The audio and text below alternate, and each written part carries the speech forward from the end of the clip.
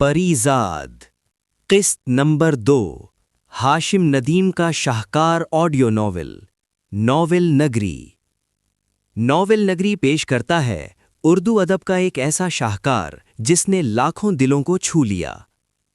Novel का नाम परीज़ाद, मुसन्निफ हाशिम नदीम, आवाज़ पेशकश नॉवेल नगरी। खुलासा: ये कहानी है एक ऐसे नौजवान की जो अपने नाम के बरक्स ज़ाहिरी खूबसूरती से महरूम है, लेकिन उसके अंदर का इंसान कितना उजला और गहरा है ये दुनिया नहीं जानती। परीज़ाद महज एक नाम नहीं बल्कि मुआशरे के रवैयों, इंसानी कर्ब और मोहब्बत की एक ऐसी अनोखी दास्तान है जो आपको अपने हिसार में ले लेगी। इस वीडियो में क्या है?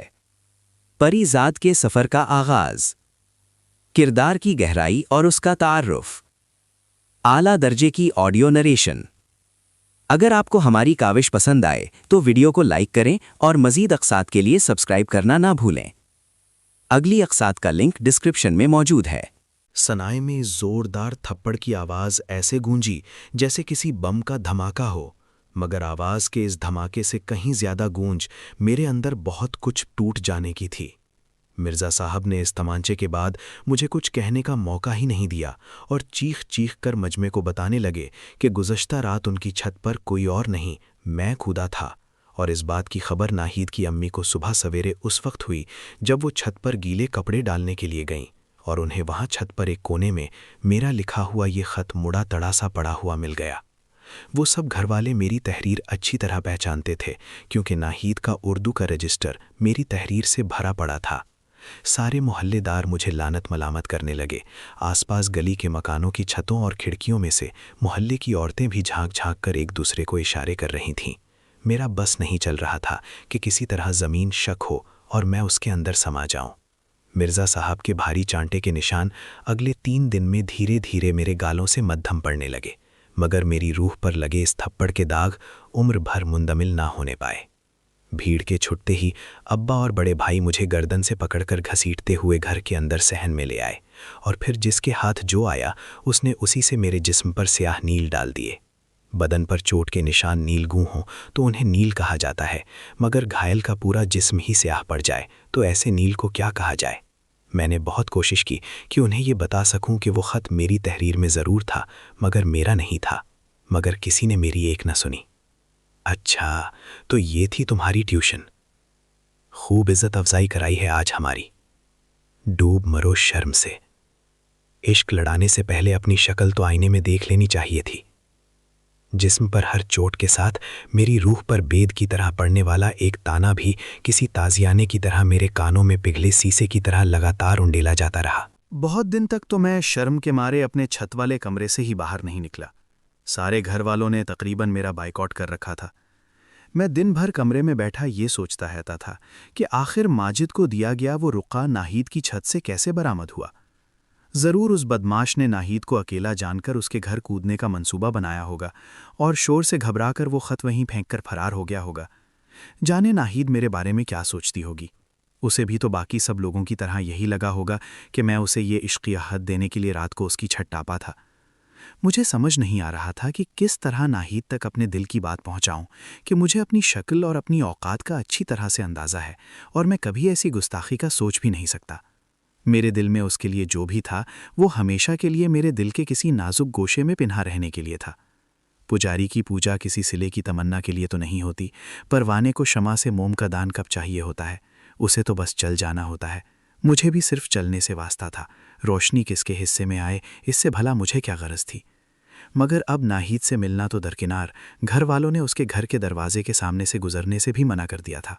10वीं के इम्तिहानात मैंने बोझल दिल और उलझे हुए दिमाग के साथ दिए और बमुश्किल 2nd डिवीज़न में पास हुआ। बड़ी मुश्किल से अब्बा से कॉलेज में दाखिले की इजाज़त मिली, वो भी इस शर्त पर कि अपनी किताबों और कॉलेज की फ़ीस का खर्चा मैं खुद बर्दाश्त करूँगा।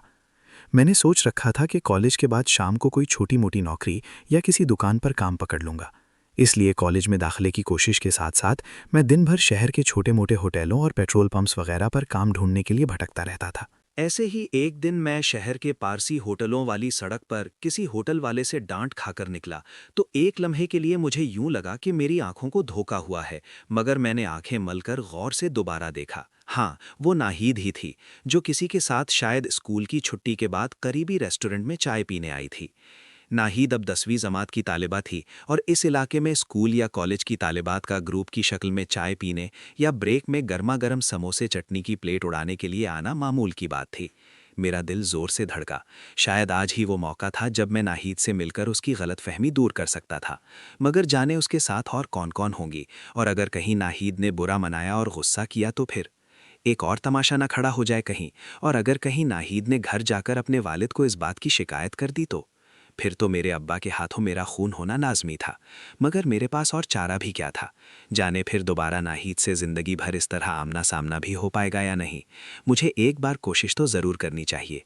आखिर नाहीद ने खुद भी तो महीना भर मुझसे पढ़ा है, मेरे बारे में कुछ अंदाज़ा तो उसने भी लगाया होगा इतने अरसे में। मैंने तो कभी नज़र भर कर भी उसे नहीं देखा। मैं अपने आप से लड़ता, खुद ही फैसले करके उन्हें रद्द करता रहा, और फिर अपने अंदर की जंग से घबराकर मैंने मजीद कुछ सोचे समझे बिना इस कैफ़े की तरफ कदम बढ़ा दिए। अंदर बहुत रश था। कॉलेज की लड़कियां, लड़के, आम लोग, कुछ मुस्तकिल किस्म के गाहकनुमा बूढ़े भी खिड़कियों के पास कब्जा जमाए बैठे हुए थे और हस्बे मामूल ऐसी ही बातें करके आए भर रहे थे कि उनका दौर कैसा सुनहरा ज़माना था। अब तो बस अफरा तफरी और नफसा नफसी का आलम है। शायद इंसान की अज़ल से अबद तक यही एक मजबूरी और कमज़ोरी रही है कि वो अपने हाल को कभी भी दिल से बरत नहीं पाता, अपने हाल से कभी लुत्फ़अंदोज़ नहीं हो पाता। और वही हाल बीतकर जब उसका माजी बन जाता है तो वो उसे याद कर करके आए भरते हैं कि आह क्या ज़माना था, काश हम अपने हाल में भी माजी जैसी मिठास भरने का कोई जादू सीख पाते। मैं माजी और हाल की इस तकरार के दरमियान हॉल में खड़ा इधर उधर नाहीद को तलाश करने की कोशिश कर रहा था, और फिर वो मुझे एक कैबिन के पर्दे की ओट में बैठी दिखाई दे गई। मुझे कुछ इत्मीनान हुआ कि चलो इसके साथ ज़्यादा भीड़ नहीं है, लिहाजा बात करने में आसानी होगी। मैं धड़कते दिल के साथ छोटे छोटे कदम उठाता कैबिन के पास पहुंच गया। बेरा कुछ देर पहले ही चाय के कप मेज़ पर सजाकर वापस पलटा था। नाहीद किसी से बात कर रही थी और उसके सर पर उसकी स्याह चादर हमेशा की तरह सलीके से टिकी हुई थी। मैंने दिल कड़ा करके ज़ोर से खनकार कर अपनी मौजूदगी का एहसास दिलाया और धीरे से नाहीद को सलाम किया। उसकी सहेली अभी तक पर्दे की ओट में बैठी हुई मेरी नज़र से ओझल थी। नाहीद ने चौंक कर मेरी तरफ देखा और मुझे देखते ही उसके चेहरे का रंग जैसे उड़ सा गया। मैंने दिलासा देने के लिए कदम बढ़ाया कि मेरा मकसद उसकी बदनामी नहीं है, मैं तो सिर्फ उसकी गलतफहमी दूर करना चाहता था। मगर कैबिन में बैठे दूसरे शख्स को देखते ही खुद मेरे हवास एक पल में ही किसी झमाके से बल्ब की तरह फ्यूज हो गए। नाहीद के सामने कोई और नहीं, माजिद बैठा था। वही माजिद जिसने मुझसे नाहीद के लिए वो रुका लिखवाया था और जिसकी वजह से सारे ज़माने ने मेरे नाम और वजूद पर थूका था। माजिद भी पल भर के लिए घबरा गया। मैं तेज़ी से वापस पलटा और कैफ़े से निकल गया। माजिद मेरे पीछे दौड़ता हुआ बाहर तक आया और ज़बरदस्ती मेरे रास्ते में हायल होकर माजरत करने लगा। माफ़ करते यार परी, मैं खुद तुझे बताना चाहता था, मगर नाहिद ने मना कर दिया कि फ़िलहाल मामला बहुत गर्म है, ज़रा बात ठंडी हो जाए तो फिर तुझसे बात करूं। वैसे शहजादे, तूने भी बड़ा मर्दों वाला काम किया। तेरे साथ जो कुछ भी हुआ तूने आखिर तक ज़बान नहीं खोली। एहसान रहेगा ये तेरा हम दोनों पर। मेरा सर तेज़ी से चकरा रहा था। नाहीद जानती थी कि उसकी छत पर उस रात माजिद कूदा था। फिर भी उसने अपने घर वालों से ये बात छुपाए रखी। मुझे मेरे घर, मोहल्ले वालों के सामने इतना रुस्वा किया। सारे ज़माने में मेरा तमाशा क्यों बनने दिया? मेरा सर घूम रहा था। मैंने बमुश्किल माजिद से सवाल किया, तो क्या वो ख़त तुमने नाहीद के लिए ही लिखवाया था? हाँ यार, इसी को देना था। एक दिन उसने मेरे सामने तुम्हारी लिखाई की तारीफ कर दी थी। मैंने भी उससे शर्त लगा ली कि तुम्हारे ही हाथ से अपने लिए ख़त लिखवा कर उसे दूंगा। मैंने हैरत से माजिद को देखा।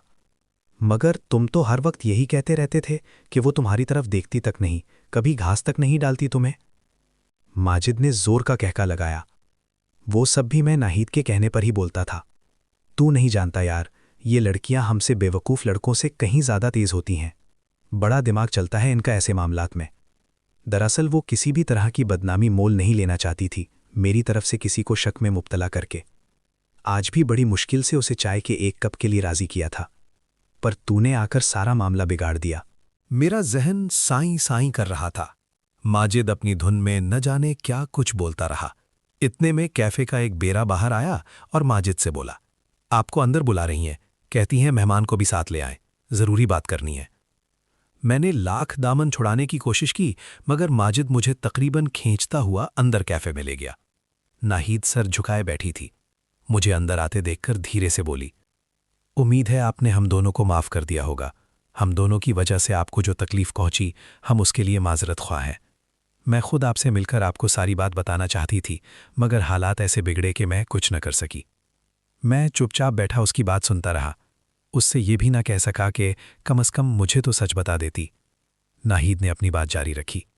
दरअसल मैं नहीं चाहती थी कि जब तक माजिद के घर से मेरे लिए बाकायदा रिश्ता ना आ जाए, तब तक किसी को भी हमारे बारे में ज़रा भी शक हो। आप तो अब्बाजी के गुस्से से वाकिफ़ है ना। उस रात भी माजिद की एक ज़रा सी गलती से ये सारा हंगामा खड़ा हो गया और हमें पता ही नहीं चला कि आपका लिखा वो रुक्का कब और कैसे वहीं घबराहट में गिर गया। नाहीद कुछ देर के लिए खामोश हुई। कुछ लोग जब बोलते बोलते खामोश हो जाएं तो उनकी खामोशी बोलने लगती है, मगर मुझे आज उसकी ये खामोशी बहुत गिरां गुजर रही थी। दरअसल मैं बहुत डर गई थी, इसलिए जब अब्बा ने आपकी तहरीर देखकर आप पर शक किया तो मैं चुप रही, क्योंकि मैं अगर माजिद या किसी और का नाम लेती तो उन्हें मुझ पर भी शक हो सकता था कि मैं भी उसके साथ शामिल हूँ। सिर्फ एक आप ही ऐसे थे जिनके नाम के साथ मेरा नाम नहीं जोड़ा जा सकता था। मतलब किसी को भी मुझ पर शक नहीं हो सकता था कि मैं भी आपको पसंद कर सकती हूँ। मैंने नज़रें उठाकर उसे देखा और वो बोलते बोलते चुप हो गई। मेरे अंदर बेवक्त कई शीशे चकनाचूर हो गए और मैं नंगे पांव उन कुर्सियों पर चलता हुआ वहां से उठाया। पता नहीं मैंने उस रोज़ घर तक का रास्ता कैसे तय किया। मेरे आसपास तेज़ ट्रैफिक का शोर, गाड़ियों के हॉर्न और लोगों के कहे गए आवाज़ों की भरमार थी, मगर मैं जैसे सारी दुनिया से लाताल्लुक और बेगाना सा उन रास्तों पर चलता रहा। शायद हमारे कदम कुछ रास्तों पर चल चलकर इतने रास्ता आशना हो चुके होते हैं कि दिल और दिमाग बंद होने की सूरत में भी वो हर मोड़ पहचान लेते हैं। वरना मेरी जो हालत उस वक्त थी, मुझे ज़रूर किसी वीराने में भटक जाना चाहिए था। ठीक ही तो कह रही थी वो, कोई अंधा ही होगा जो नाहीद पर मुझसे कोई भी ताल्लुक जोड़ने का शक करेगा। कहाँ वो और कहाँ मैं। उसने कितनी आसानी से ये बात कह दी। बाज़ हक़ाइक़ हम पर पहले दिन से ही रोज़े रोशन की तरह आया होते हैं, मगर फिर भी किसी की ज़ुबान से उनकी तशरीह हमें किस कदर सोगवार कर देती है। हम कमज़ोर इंसान अपने अंदर इतनी खुद फरेबियाँ क्यों पाले रखते हैं। शायद इसीलिए अपनी पैदाइश से लेकर अपनी मौत तक इंसान जाने कितनी बार टूटता है। मगर नाहीद की पसंद माजिद कैसे हो सकता है। सारा मोहल्ला माजिद के किस्सों से वाकिफ़ था, मगर फिर भी नाहीद। मेरा जहन सुन हो गया था। मतलब ये हुआ कि इंसान की ज़ाहिरी शख्सियत ही आखिरकार फतहयाब होती है। ये अंदर की खूबसूरती, दिल की सच्चाई वगैरह जैसी फजूल किताबी बातें हमेशा की तरह एक बार फिर यकसर गलत साबित हो गई थीं।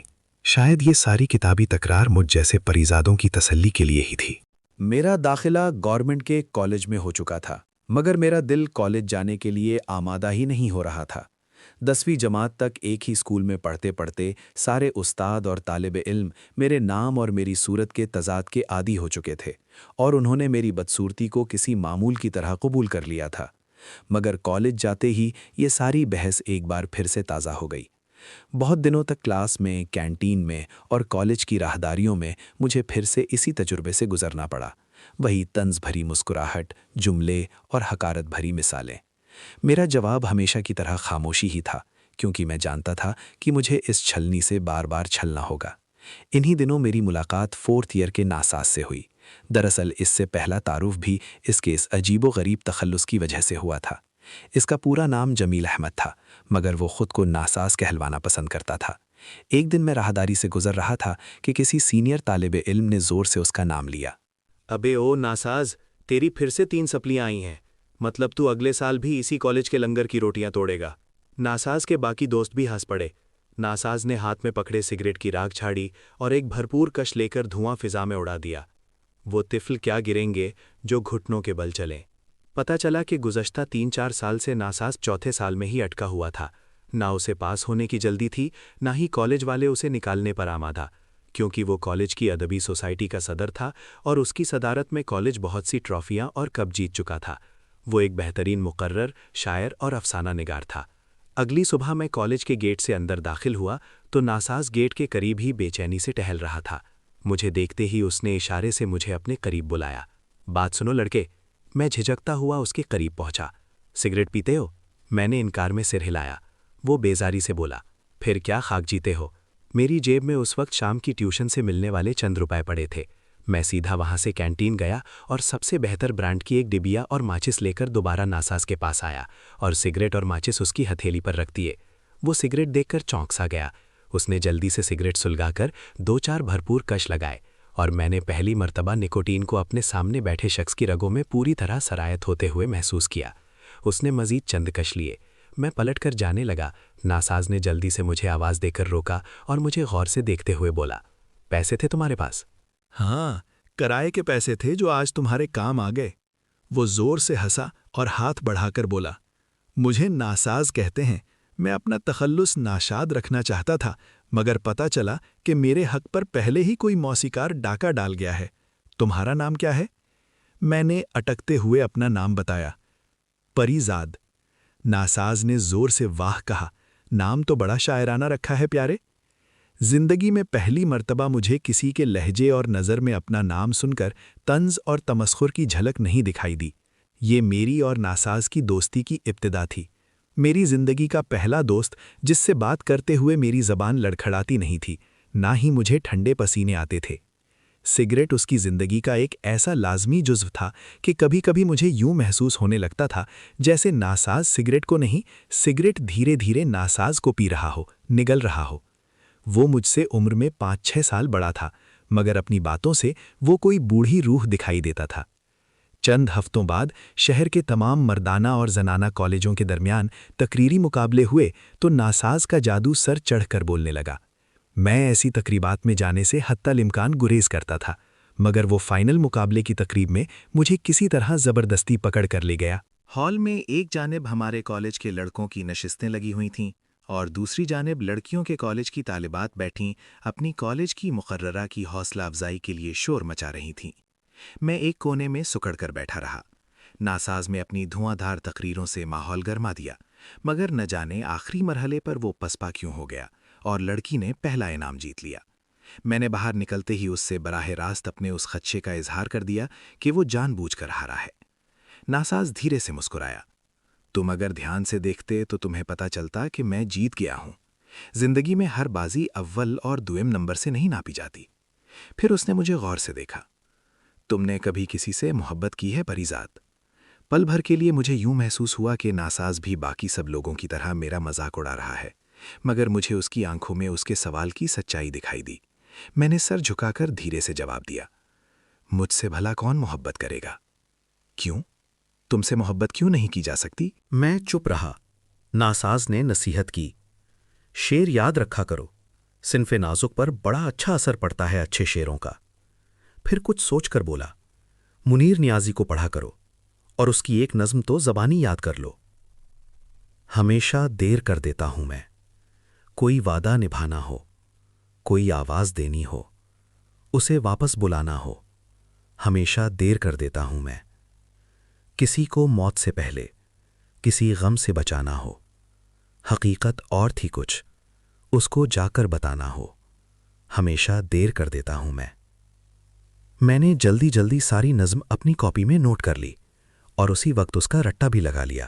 بس اب یاد رکھنا کہ تمہیں اپنی گفتگو کے دوران کسی نہ کسی بہانے یہ نظم دہرانی ہے۔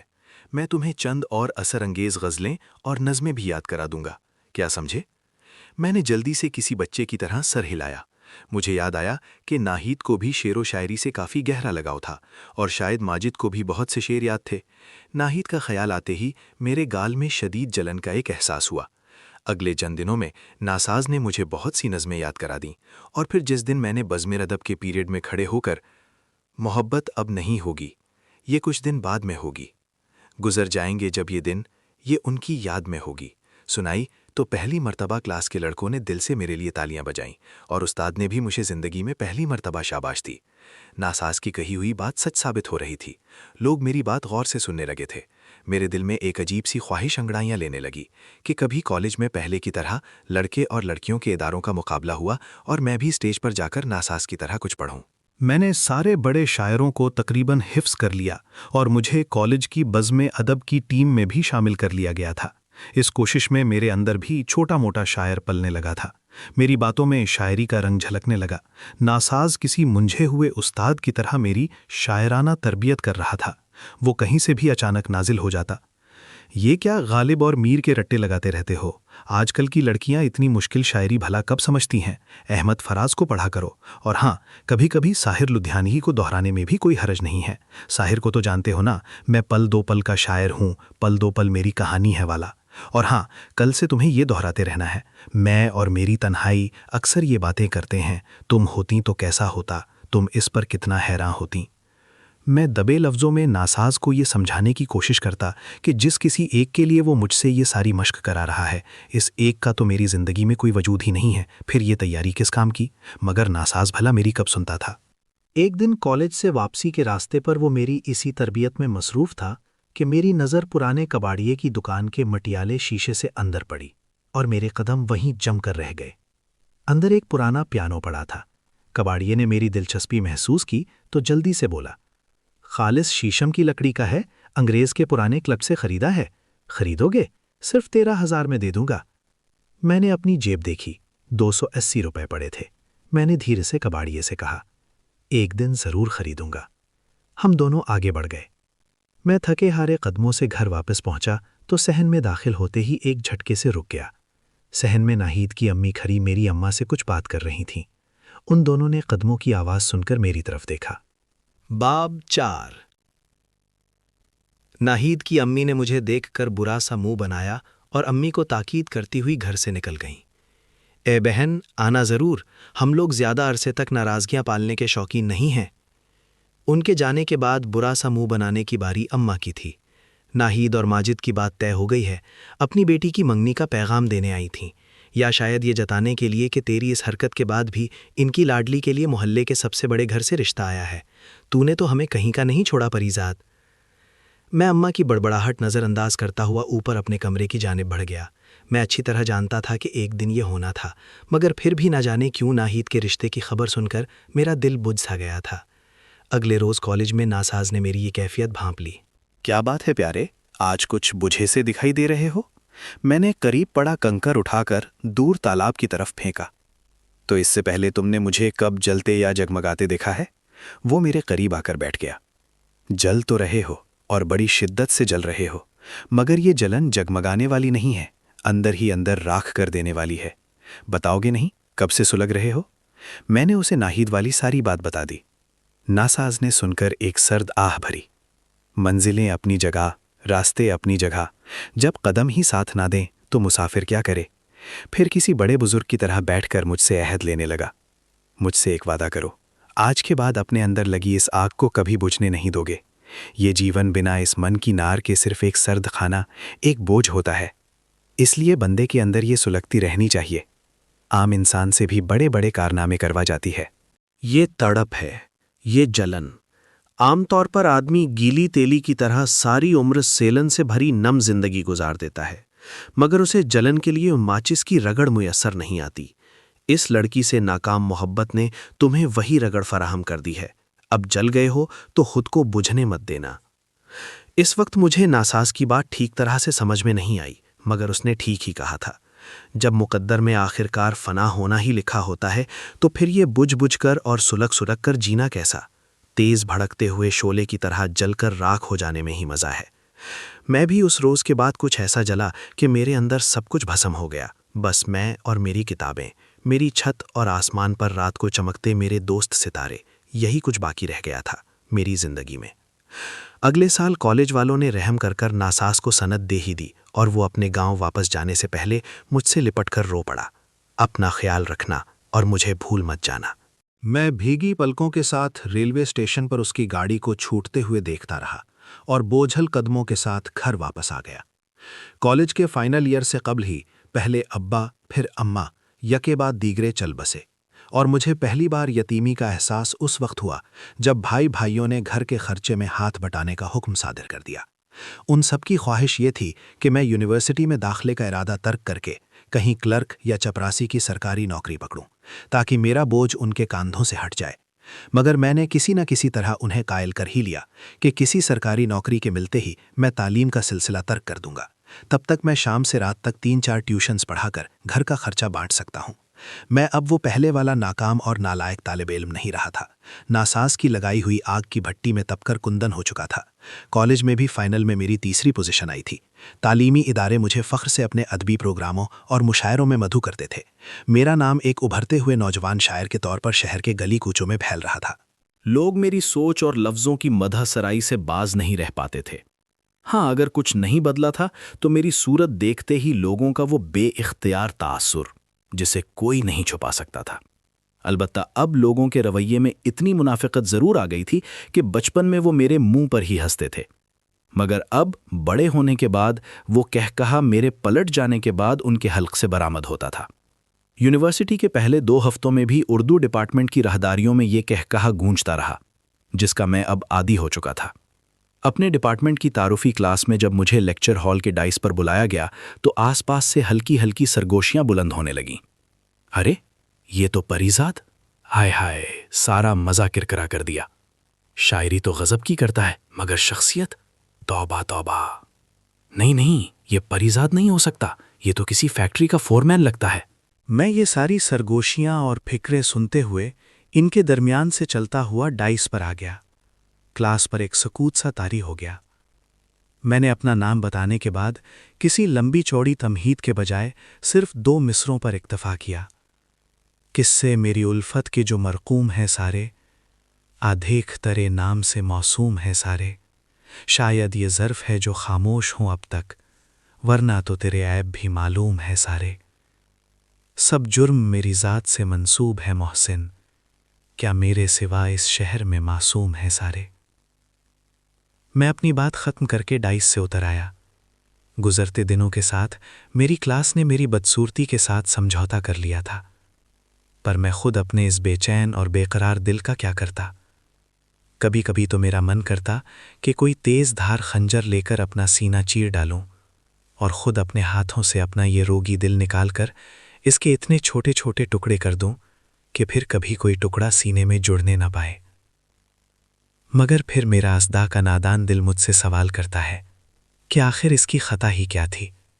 صرف اتنی کہ کوئی اسے بھی پیار بھری ایک نظر سے دیکھ لے۔ صرف ایک نظر، محبت سے بھری، خلوص سے بھر، صرف ایک نظر جو صرف میرے لیے ہو۔ میرے دل میں ہوس یا بازاری پن کا کوئی کھوٹ نہیں تھا۔ میرا اس ایک نظر کے لیے ہر احساس پاک تھا۔ بس ایک لمحہ ہی مجھے ساری زندگی کے بدلے درکار تھا۔ بس ایک پل جب کوئی مجھے اپنا مان لے۔ کیا یہ خواہش، یہ تمنا، یہ آس اسی قدر گراں، مشکل یا ناممکن اور ناجائز تھی کہ میں اس کے اپنے اندر جاگ اٹھنے پر ساری زندگی خود کو ہی ملامت کرتا رہوں، خود کو مار ڈالوں؟ آخر یہ دنیا ایسی ہر نظر خوبصورتوں کے لیے کیوں بچا رکھتی ہے؟ کیا مجھ جیسوں کے لیے قدرت کے کشکول میں ایسی ایک نظر کی بھیک بھی نہیں تھی؟ میرے بس میں ہوتا تو میں اس دنیا کے تمام خوبصورت مردوں کو کسی دور 7 سمندر پار جزیرے میں قید کر دیتا، یا کاش ہمارے ہاں دیگر فیشنوں کی طرح خوبصورت ماسک چہرے پر چڑھا کر باہر نکلنے کا رواج ہوتا تو میں اپنے لیے اس دنیا کا سب سے پیارا اور خوبصورت ماسک بنوا لیتا اور پھر کبھی اسے اپنے چہرے سے نہ اتارتا۔ اس روز بھی میں یونیورسٹی کی ایک سنسان راہداری سے گزرتے ہوئے کچھ ایسے ہی بے سروپا خیالات کا شکار تھا کہ اچانک مجھے اپنے عقب میں کسی لڑکی کی آواز سنائی دی۔ مسٹر پریزاد۔ میں نے رک کر دیکھا۔ انگریزی ڈپارٹمنٹ کا ایک ہینڈسم لڑکا حسام اپنے 2-3 کلاس فیلوز کے ساتھ میری جانب بڑھ رہا تھا۔ اسی گروپ میں ایک شولہ جوالا قسم کی لڑکی جینز اور کھلی شرٹ میں ملبوس ان کے ساتھ میرے قریب آ کر کھڑی ہو گئی۔ آپ اردو ڈپارٹمنٹ کے پریزاد ہیں نا؟ میرا نام حسام ہے، یہ باسط اور یہ ہماری دوست لبنا ہے، ہم تینوں انگلش ڈپارٹمنٹ سے ہیں۔ جی فرمائیے، حسام کے بجائے لبنا بولی۔ دراصل ہمیں آپ کی مدد چاہیے، ہم شیکسپیئر کا پلے سٹیج پر پرفارم کرنا چاہتے ہیں، مگر ہمیں اجازت اسی صورت میں ملی ہے کہ ڈرامے کا ایک باقاعدہ اردو زبان میں ترجمے کے ساتھ بھی پیش کیا جائے۔ کیا آپ ہمارے لیے ڈرامے کا ترجمہ کر دیں گے؟ میں نے ان تینوں کے متجسس چہروں پر نظر ڈالی۔ کوشش کروں گا کہ ترجمہ کر پاؤں۔ ویسے کس ڈرامے کا ترجمہ کرنا ہے؟ وہ تینوں خوش ہو گئے اور باسط جلدی سے بولا، اوتھیلو۔ ٹھیک ہے، آپ لوگ مجھے 3-4 دن کی مہلت دیں، میں ترجمہ کر کے آپ لوگوں کو اطلاع دے دوں گا۔ ان تینوں نے خوش ہو کر نعرہ لگایا، گریٹ! اور جاتے وقت تینوں نے مجھ سے ہاتھ ملایا۔ لبنا سے ہاتھ ملاتے وقت بڑی مشکل سے میں نے اپنے ہاتھ کی لرزش پر قابو پایا۔ تیسرے دن میں ترجمے کا پہلا ڈرافٹ لے کر انگلش ڈپارٹمنٹ میں حسام گروپ کی تلاش میں نکلا تو پتہ چلا کہ وہ سارا گروپ یونیورسٹی کے آڈیٹوریم میں ڈرامے کی ریہرسل کر رہے ہیں۔ میں چپ چاپ ہال میں داخل ہو کر آخری نشستوں پر بیٹھ کر ان کی ریہرسل دیکھنے لگا۔ ہال میں ملگجی سی نامکمل روشنی یا ادھورا سا اندھیرا چھایا ہوا تھا۔ صرف سامنے ہال کے سٹیج پر تیز روشنی رکھی گئی تھی۔ سبھی اداکاری کے بہترین جوہر دکھا رہے تھے، مگر ان سب میں لبنہ کی اداکاری کی چھاپ ہی الگ تھی۔ وہ بہت ڈوب کر اپنے مکالمے ادا کر رہی تھی اور سارا گروپ اسے تھوڑی تھوڑی دیر بعد خوب جم کر داد دے رہا تھا۔ خاص طور پر حسام کا بس نہیں چل رہا تھا کہ وہ اپنے جوش اور خوشی کا اظہار کیسے کرے۔ لبنہ ایک منجھی ہوئی اداکارہ کی طرح آخری سین میں ہیروئن کی موت کا منظر پیش کر رہی تھی۔ میں خود اس کی اداکاری میں اس قدر کھو چکا تھا کہ اس نے جب آخری سانس لے کر سر ڈھلکایا تو میں بے اختیار اپنی جگہ پر کھڑے ہو کر تالیاں بجانے پر مجبور ہو گیا۔ ان سب نے چونک کر مجھے دیکھا اور سب زور سے چلائے، ارے یہ تم ہو پریزاد، آؤ سٹیج پر آ جاؤ۔ حسام نے باقی انجان لوگوں سے میرا تعارف کراتے ہوئے انہیں بتایا کہ میں ڈرامے کا اردو میں ترجمہ کرنے والا ہوں۔ میں نے لبنہ کو اس کی اداکاری کی داد دی تو وہ سر جھک کر بولی، نہیں، ابھی میں پوری طرح سے خود کو کردار میں نہیں ڈھال پا رہی ہوں۔ ہاں، مگر جب ہیروئن کی موت ہو تو اس وقت اس کے اوپر کچھ شعر یا کوئی غمزدہ نظم اوور لیپ ہونی چاہیے، تب ہم پورے ہال کو رونے پر ضرور مجبور کر دیں گے۔ انگریزی ڈپارٹمنٹ کے باقی کچھ طلباء جو اس ڈرامے میں حصہ لے رہے تھے وہ مجھے اس طرح دیکھ رہے تھے جیسے میں دنیا کا کوئی 8واں عجوبہ ہوں۔ وہ سب کے سب اونچے گھرانوں کے چشم و چراغ تھے۔ ان کے قیمتی لباس، کلون اور پرفیوم کی مہک، ہاتھوں میں پہنی قیمتی گھڑیاں اور بریسلٹ، اور ایک جانب بے پرواہی سے پھینکے گئے مہنگے بیگز اور جین جیکٹس میری سادہ سفید شرٹ اور 5 سال پرانی گھسی ہوئی پتلون سے بالکل بھی میل نہیں کھا رہے تھے۔ دراصل عمارت کی اپنی ایک خاص چکا چوند ہوتی ہے جسے کسی تشریح کی ضرورت نہیں پڑتی، اور غربت 7 پردوں میں بھی چھپی ہو تو اس کی شناخت چھپائے نہیں چھپتی۔ لبنہ کی کچھ انگریزی میڈیم ٹائپ سہیلیوں نے اسے کوہنی مار کر کچھ کہا اور سب زور سے ہنس پڑی۔ لبنہ نے مجھ سے نظر بچا کر ان سب کو انگریزی میں ڈانٹا اور اپنے رویے پر قابو پانے کی ہدایت کی۔ میں جانتا تھا کہ ان الٹرا ماڈرن لڑکیوں نے میرے بارے میں لبنہ سے کیا سرگوشی کی ہوگی۔ میں نے لبنہ کو بتایا کہ میں نے اوتھیلو کا ترجمہ کر لیا ہے اور اگر وہ لوگ چاہیں تو کل سے ہی اردو ڈرامے کی ریہرسل شروع کر سکتے ہیں۔ حسام نے مجھے بھی ریہرسل دیکھنے کے لیے آنے کی درخواست کی تاکہ میں ان کے تلفظ کی جانچ بھی کر سکوں۔ زندگی کی دوڑ میں ہم اردو میڈیم والوں کے پاس آخر میں صرف یہی ایک تلفظ ہی تو باقی رہ جاتا ہے، ورنہ کچھ بچتا ہے تو صرف کمتری کا وہ احساس جو ہمیں ساری عمر قدم قدم پر اپنے کسی اور ہی سیارے کی مخلوق ہونے کا ادراک دیتا رہتا ہے۔ رات کو جب میں کھلی چھت پر تاروں کی اوڑھنی کے نیچے لیٹا ڈرامے کے بارے میں سوچ رہا تھا تو مجھے لبنہ کی بات یاد آئی کہ اگر لڑکی کی موت پر کوئی نظم پس منظر میں اس آخری سین کو بھرے تو تاثر 2 بالا ہو سکتا ہے۔ اوتھیلو کے اختتام میں ہیرو کسی رقیب کی لگائی ہوئی شک کی آگ میں جھلس کر خود اپنے ہاتھوں سے ہیروئن کو گلا دبا کر مار دیتا ہے۔ پل بھر کی نفرت کا غلبہ ساری عمر کی محبت کو نگل جاتا ہے۔ مجھے یہ بات کبھی سمجھ نہیں آئی تھی کہ انسان کی برسوں کی محبت ہر گھڑی بھر میں نفرت کے کڑوے زہر میں کیسے تبدیل ہو جاتا ہے، یا پھر شاید محبت اور نفرت دراصل ایک ہی سکے کے 2 رخ ہوتے ہیں۔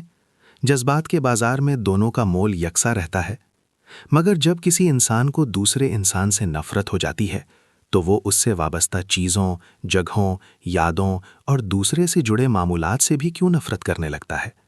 جس راستے پر کبھی 2 پیار کرنے والے ایک ساتھ چلے جاتے وہ راستہ کیوں ممنوع بن جاتا ہے۔ وہ ایک بینچ جہاں کبھی وہ ساتھ بیٹھے تھے، بارش میں گیلی سڑک کے کنارے کھڑا وہ گرم چائے والا جس کے ایک کپ میں ان دونوں نے ساتھ چائے پی تھی، وہ کتابوں کی پرانی دکان، پہلی ٹوٹی ہوئی چوڑی کا ٹکڑا، صفوں میں رکھا وہ سوکھا گلاب، پرفیوم کی خالی شیشی، اس کی دی ہوئی بچی وہ آدھی لپسٹک، ایک کھویا ہوا کف لنک، ایک ساتھ دیکھی ہوئی فلم کا ٹکٹ، وہ فٹ پاتھ پر بچھے پتے جس پر کبھی ساتھ چہچہاہٹ کی آواز سنی تھی، وہ پرانا بس سٹاپ، 23 نمبر کی وہ کھڑی بس، درخت کے نیچے کھڑا وہ لیمو پانی والا۔ بھلا ان سب چیزوں کا ان کی بدلتی محبت اور نفرت میں ڈھلتی اس کڑواہٹ سے کیا تعلق؟ ہم اس ایک شخص کی نفرت میں ان سب یادوں، باتوں اور جگہوں کو کیوں شامل کر لیتے ہیں؟ انسان کتنا ظالم ہے کہ معصوم یادوں سے بھی انتقام لینے سے باز نہیں رہتا۔ ڈرامے والے دن ہال کھچا کھچ بھرا ہوا تھا اور ساری یونیورسٹی اوتھیلو کو اردو میں جملے بولتے دیکھنے کے لیے جمع تھی۔ ہیروئن کی آخری سانس نکلنے سے پہلے پس منظر میں میری نظم کے بول گونج اٹھتے ہیں۔ سنو، تمہاری وفا پر گرچہ پورا یقین ہے، مگر بدلتی رتوں کے وار کا کچھ بھروسہ نہیں۔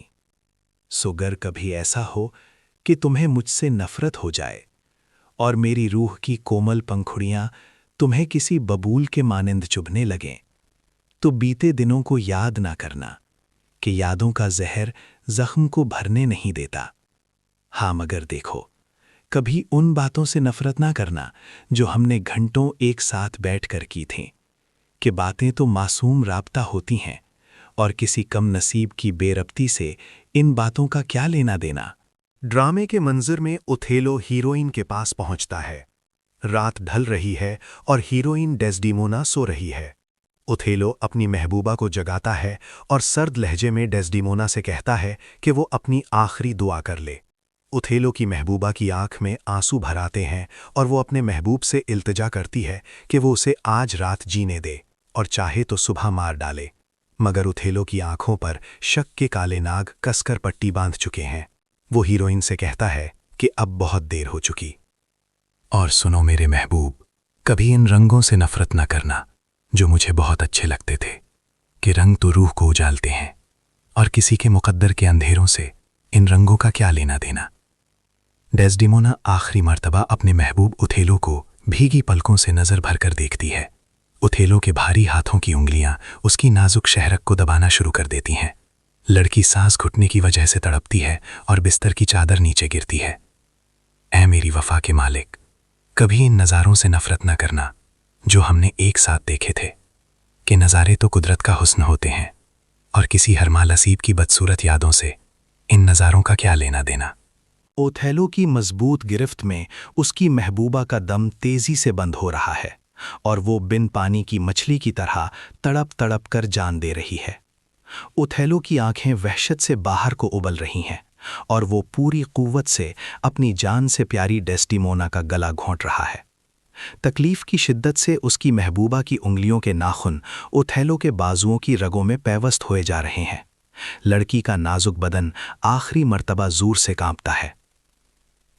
میرے ہم نفس، میری جان، بس مجھ سے اور صرف مجھ سے نفرت کرنا، کہ میری روح کی سیاہی سے ہی یہ چار سو اندھیرا ہے، میری بدصورتی سے ہی ہر رنگ پھیکا ہے، ہر منظر ویران ہے، ہر بات بے ربط اور جھوٹی ہے، ہر بے وفائی میرے نام ہے۔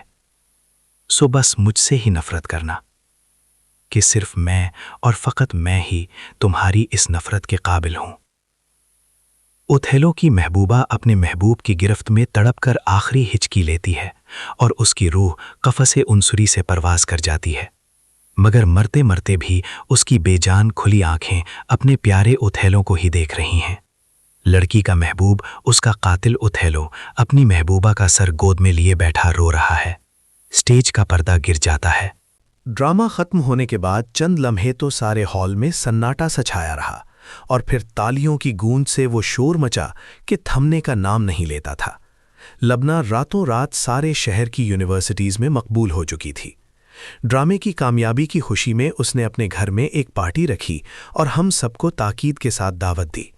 میں نہیں جانا چاہتا تھا، مگر اس نے میری ایک نہیں سنی اور مجھے مجبوراً اس شام وہاں جانا ہی پڑا۔ گھر کیا تھا، پورا محل تھا۔ مغربی طرز کا ایک وسیع و عریض پھولوں بھرا باغیچہ، جس کے درمیان پریوں کے گھر جیسی ایک شاندار عمارت کھڑی تھی۔ پچھلی جانب سوئمنگ پول تھا اور پارٹی کا بندوبست وہیں کیا گیا تھا۔ موسیقی کا اہتمام بھی تھا اور جدید اصطلاح میں کہے جانے والے ڈی جیز لڑکے لڑکیوں کی فرمائش پر دھنیں بدل بدل کر بجا رہے تھے۔ لبنہ کہیں سے اپنی ماں کو کھینچتی ہوئی لے آئی اور ان سے میرا تعارف کروایا۔ قیمتی ساڑی میں ملبوس، سونے اور ہیرے سے لدی پھندی اس عورت نے مجھے غور سے دیکھا اور ہونٹ سکیڑ کر کہا، خوب، تو یہ ہیں پریزاد، انٹرسٹنگ۔ میرا جی چاہا لبنہ کے کان میں دھیرے سے کہوں کہ ایسے جانے کتنے مناظر میں اردو فلموں میں دیکھ چکا ہوں جہاں امیروں کی محفل میں غریب کو اس کی حیثیت یاد دلائی جاتی ہے۔ پھر مجھے خود اپنی سوچ پر ہنسی آ گئی۔ اتنے میں میرے عقب سے ایک بہکی ہوئی آواز بلند ہوئی، اخواہ، तो ये हैं मिस्टर परीजाद, जिनकी शायरी ड्रामे में डब की गई थी। भाई वाह लबना, क्या अदाकारी की थी तुमने। मैंने पलट कर देखा। एक पकी उम्र का मोटा सा शख्स आहिस्ता आहिस्ता डगमगाते कदमों से हमारी जानिब चला आ रहा था। लबना ने तारुफ करवाया कि ये सेठ आबिद हैं, उनके ख़ानदानी दोस्त। वो शख्स लबना से काफ़ी हद तक बेतकल्लुफ़ होने की कोशिश कर रहा था, या फिर ये नशे का कमाल था। मैं एक जानिब हटकर खड़ा हो गया ताकि लबना को फुर्सत मिले तो मैं उससे इजाज़त लेकर वहाँ से निकल जाऊँ। सेठ आबिद खाने का क्रेट पलटा तो उसकी नज़र फिर मुझ पर पड़ गई और वो मेरी तरफ चला आया। और जनाब, क्या मसरूफियात हैं आजकल? दरअसल मैं खुद भी छोटा मोटा शायर हूँ और चाहता हूँ कि जल्द ही मेरी किताब भी मेरे मद्दाहों की प्यास बुझाने के लिए शाये हो जाए, मगर क्या करूँ, ये कारोबार और धंधा ही जान नहीं छोड़ता। सेठ आबिद ने वहीं खड़े खड़े अपनी 2-4 गज़लें मुझे सुनाईं, जिन्हें सुनकर मैंने शुक्र किया कि उसकी किताब अभी तक शाये नहीं हुई। सेठ आबिद अपनी धुन में मगन बोले जा रहा था। लबना तुम्हारी शायरी की बड़ी तारीफ करती है। मैं चाहता हूं कि तुम मेरी शायरी की नोक पलक संवार कर उसे ऐसा बना दो कि वो लबना के मेयार पर पूरी उतर जाए। मैंने हैरत से सेठ आबिद की तरफ देखा। साफ जाहिर था कि वो चाहता था कि मैं अपनी शायरी उसकी किताब के लिए उसे दे दूं। सेठ आबिद ने मेरी आंखों में झांका। और इस काम के लिए मैं तुम्हें एक खतीर रकम देने को भी तैयार हूं। लबना बता रही थी कि तुम ट्यूशन्स पढ़ाकर अपनी पढ़ाई का खर्चा पूरा करते हो। मैं अपने गुस्से पर काबू नहीं रख सका। माफ़ कीजिएगा आबिद साहब, जिंदगी में हर चीज़ बिकाऊ नहीं होती। आबिद तंजिया अंदाज में मुस्कुराया। गलत, आजकल सब बिकाऊ माल है। और जिस महल में आज तुम खड़े हो, इन उमरा के लिए ये शायरी, ये खूबसूरत लफ्ज़ उनकी एक शाम बहलाने के काम आ सकते हैं, मगर इससे ज़्यादा ना उनके पास वक्त होता है ना फुर्सत कि वो रोज़ाना तुम्हें बुलाकर तुम्हारे फ़न से महफूज हो सकें। मैं तो फिर भी तुम्हारे अल्फाज, तुम्हारी सोच और तुम्हारे ख़यालात की बहुत अच्छी कीमत लगा रहा हूँ। वक्त मिले तो ठंडे दिल से सोच लेना। मैंने बड़े बड़े कलमकारों के मसूदे रद्दी के भाव बिकते देखे हैं। मैं लबना से इजाज़त लेकर वापस चला आया। जब इंसान के पास दौलत की बहुतात हो तो उसके अंदर का कबाड़िया दुकानदार क्यों जाग जाता है? क्या ये सभी अमीर एक जैसे होते हैं? मगर लबना तो इन जैसी नहीं है। मैंने हमेशा उसकी आंखों में अपने लफ्ज़ों के लिए एक ख़ास एहतराम देखा था। मेरा भोला दिल एक बार फिर राह भटकने के बहाने ढूंढ रहा था। अगले दिन लुबना ने मुझे यूनिवर्सिटी में चुप और उदास देखा तो उसे लगा कि मैं गुज़श्ता शाम उसकी माँ के सलूक से दिल बर्दाश्ता हूँ। उसने मुझसे माजरत की, मगर मैंने उसे तसल्ली दी कि मैं इस सलूक का आदी हूँ। मगर लुबना की स्याह झील सी आंखों में उदासी उतर आई।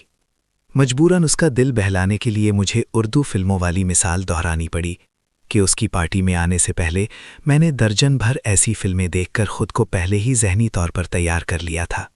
अलबत्ता बस एक कमी रह गई कि वहाँ कोई बड़ा सा पियानो नहीं पड़ा हुआ था जिस पर बैठकर ऐसी सिचुएशन में गरीब लड़का हीरोइन के लिए गाना गाता है। मेरी बात सुनकर लुबना ज़ोर से हंस पड़ी। यूं लगा जैसे तेज़ बारिश में धूप निकल आई हो। मगर मैं लबना से चाहते हुए भी ये नहीं कह पाया कि फिल्मों में पियानो पर गाने वाला हीरो होता है जो मर्दाना वजाहत और खूबसूरती से मालामाल होता है, जबकि मैं अगर पियानो पर गाने के लिए बैठ भी जाता तो मेरी वजह से सारा मंजर धुंधला हो जाता। जब चेहरा ही धूल से अटा हो तो आईना क्या करे। और फिर चंद दिन बाद लबना ने अचानक यूनिवर्सिटी आना बंद कर दिया। मैंने उसके सब दोस्तों से पूछा, मगर किसी को कुछ पता नहीं था।